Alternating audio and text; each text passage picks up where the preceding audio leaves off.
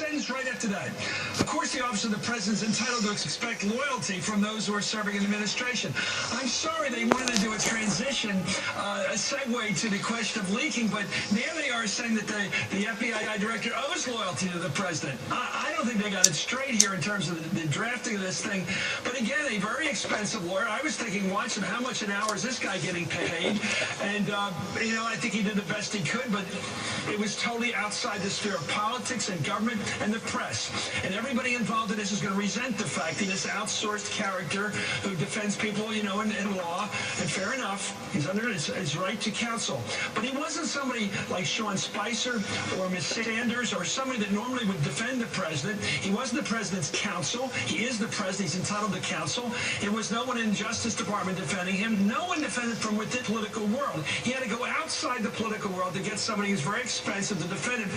It seemed like the last redoubt to me, not the first redoubt. This is what you do when you're really facing legal trouble, and the fact that he brought him in now seems to be premature at best. Chris, what the storyline, though, that continues, the through line, especially given what you just said, is ignorance of the way the presidency works, the way government works, chain of command, what's outside the chain of command, and the jobs that traditionally have kind of walls around them for good reason.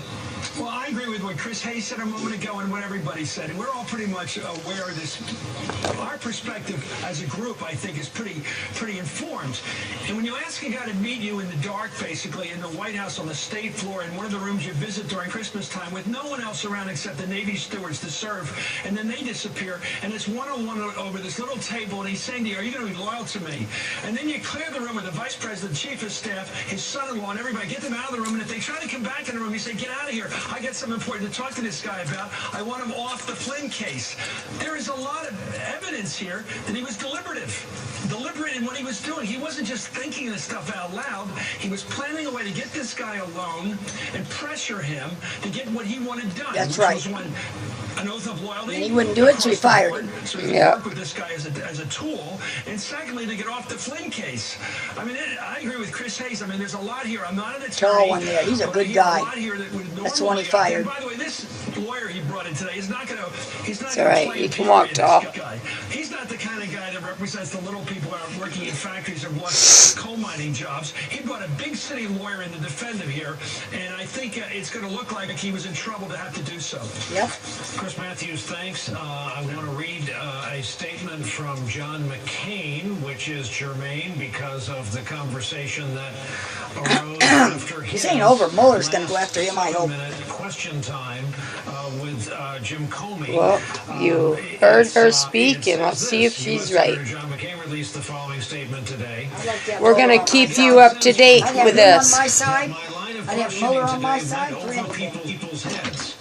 Maybe going forward, I shouldn't stay up late watching the Diamondbacks night games. What I was trying to get at was whether Mr. Comey believes that any of his interactions with the president rise to the level of obstruction of justice. In the case of Secretary Clinton's emails, you remember this thread, Mr. Comey was willing to step beyond his role as an investigator and state his belief about what... All right, so I've got a question here for you guys all.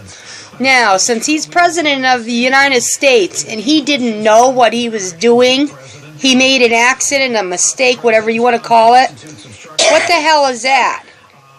I got a fine because I didn't know that was the law. So where's my pardon? If he gets pardoned, we all should, right? If we didn't know. Let's voice your opinions on this, please. Please share.